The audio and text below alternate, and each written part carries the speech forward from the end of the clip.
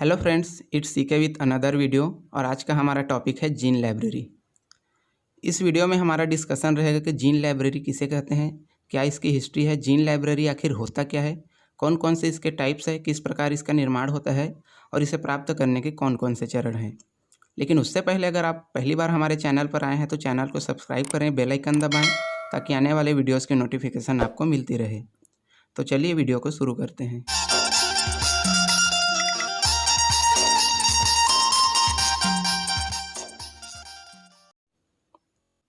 तो सबसे पहले हम देख लेते हैं जनरल इंट्रोडक्शन।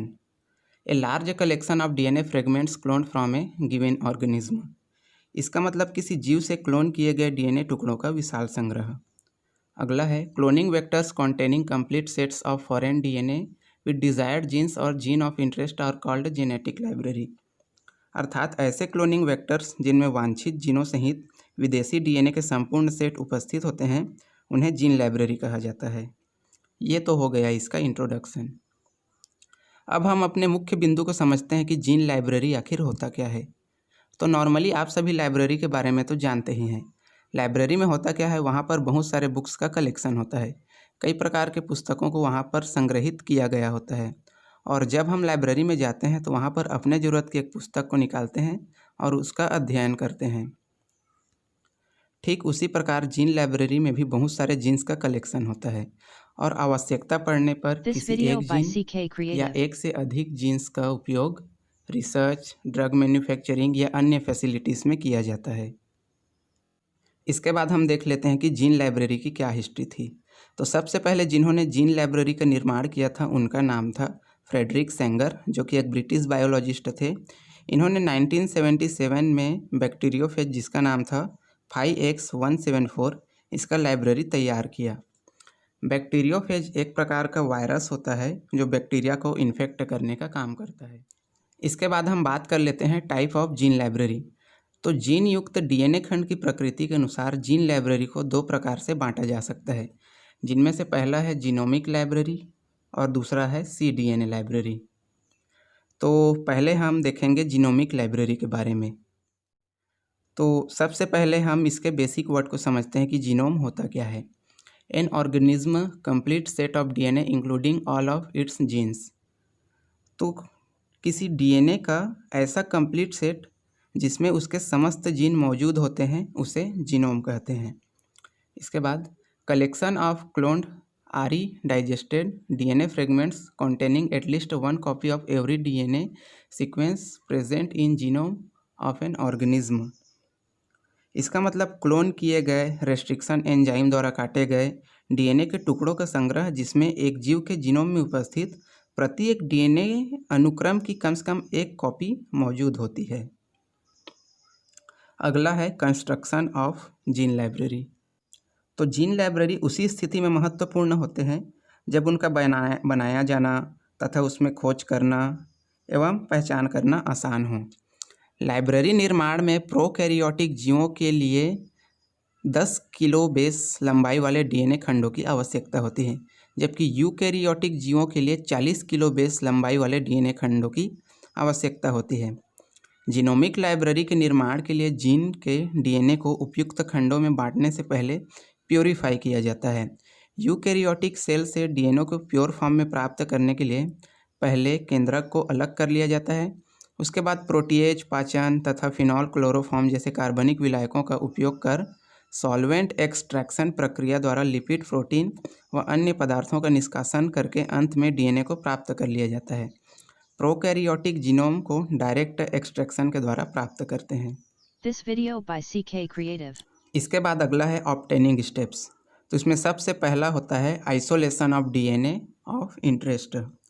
तो जीन लाइब्रेरी तैयार करने के लिए पहला स्टेप होता है प्रोकैरियोटिक या यूकैरियोटिक सेल जिसमें हमारा जीन ऑफ इंटरेस्ट मौजूद हो, उस सेल से जीनोम को आइसोलेट करना।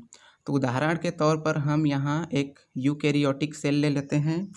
इस सेल से पहले हम जीनोम या डीएनए को आइसोलेट करते हैं। इस आइसोलेट किए गए डीएनए में बहुत सारे जीन ऑफ इंटरेस्ट मौजूद होते हैं। इसके बाद दूसरा स्टेप है cutting of DNA into suitable vectors. तो इस आइसोलेट किए गए डीएनए में बहुत सारे जीन्स मौजूद होते हैं और हमें किसी एक या एक से अधिक पर्टिकुलर जीन को क्लोन करना है। इसके लिए पहले हम उस जीन को डीएनए से कट करेंगे। इस स्टेप को परफॉर्म करने के लिए डीएनए को रेस्ट्रिक्शन एंडोन्यूक्लियेज एंजाइम से कट करते हैं। कट होने के बाद डीएनए बहुत सारे फ्रेगमेंट्स में टूट जाता है। इन फ्रेगमेंट्स में कई प्रकार के अलग अलग जीन उपस्थित होते हैं। तीसरा स्टेप है select vector DNA. DNA fragment या फिर जीन के अनुसार वेक्टर डीएनए को सेलेक्ट करते हैं। वेक्टर डीएनए जो होते हैं वह जीन को कैरी करने का काम करते हैं, क्योंकि वेक्टर डीएनए एक प्रकार के मॉलिक्यूल होते हैं जो एक वाहक का काम करते हैं। इसी वेक्टर डीएनए के साथ हम जीन ऑफ इंटरेस्ट को लाइगेट करते हैं। वेक्टर के तौर पर हम यहाँ पर प्लाज्मिड का उपयोग करते हैं। इस प्लाज्मिड को भी हम सेम रेस्ट्रिक्शन एंडोन्यूक्लियेज एंजाइम से कट कर देते हैं। अगला स्टेप है joining of DNA fragments. DNA fragments और कटे हुए वेक्टर को लेते हैं और इनको मिक्स करते हैं।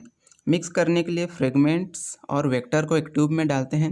इस ट्यूब में हम डीएनए लाइगेज को ऐड करते हैं, जो कि एक एंजाइम होता है जो फ्रेगमेंट ऑफ डीएनए को वेक्टर के साथ लाइगेट करने का काम करता है।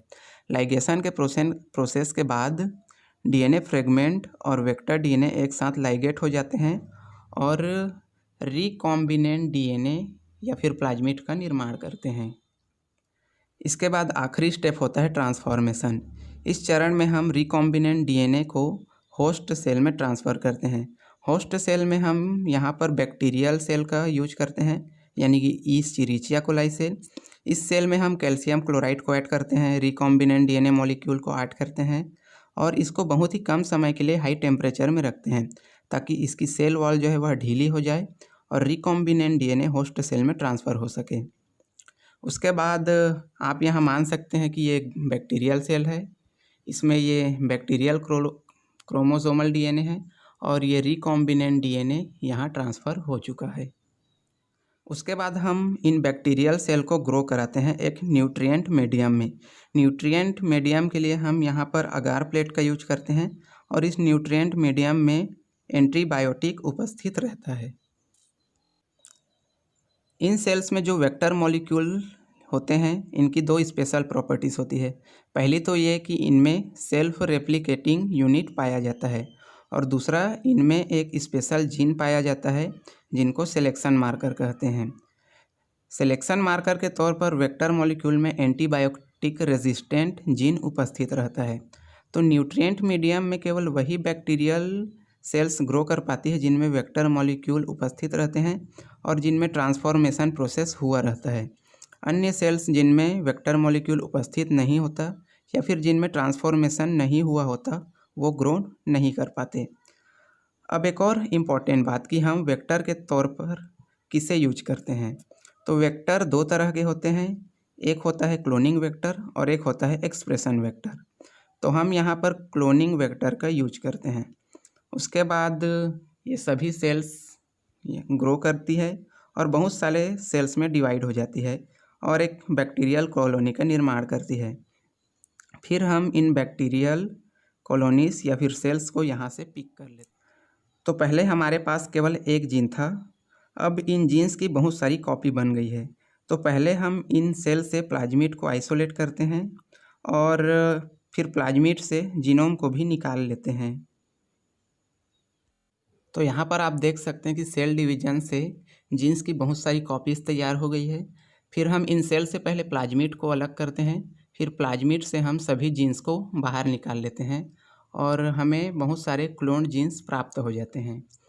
इसी प्रकार हम अन्य बाकी जीन्स को भी डीएनए से अलग कर लेते हैं। फिर हम इन जीन्स को स्टोर कर लेते हैं क्लोन बैंक या फिर जीन बैंक में और इसी से जीनोमिक लाइब्रेरी का निर्माण होता है। तो फ्रेंड्स, इसी के साथ हमारा जीन लाइब्रेरी का पहला टाइप जीनोमिक लाइब्रेरी समाप्त होता है और इसका दूसरा टाइप cDNA लाइब्रेरी, इसको हम अगले वीडियो में देखेंगे। और अगर आपको यह वीडियो समझ में आया हो तो वीडियो को लाइक करें, कमेंट करें, शेयर करें और इस तरह की वीडियोस के लिए चैनल को सब्सक्राइब करें। तो मिलते हैं अगले वीडियो में एक और टॉपिक के साथ, तब तक के लिए धन्यवाद।